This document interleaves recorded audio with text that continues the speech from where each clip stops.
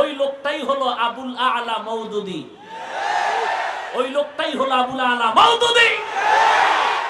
যুবক ভাই, আল্লাহকে সাক্ষী রেখে বলেন, যদি কেউ বলে নবীজি তার রিসালাতের দায়িত্ব পালনে ত্রুটি করেছিলেন,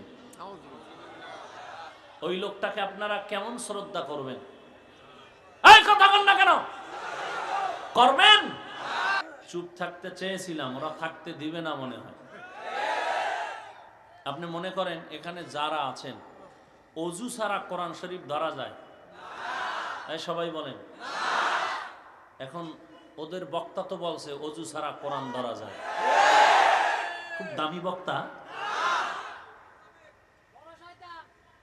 স্পষ্ট কোরআন সাথে সংঘর্ষ, বলে অজু ছাড়া কোরআন ধরা যাবে। এই কথাগুলো বলার পরে মানুষ বিভ্রান্ত হবে না? তো এতগুলো আলেম, কওমি মাদ্রাসা, দেওবন্দি, তাবলিগ, চরমনাই থাকার পরে আমরা এই বিভ্রান্ত ছড়াইবার চুপ থাকবো, এটা কিভাবে হয়?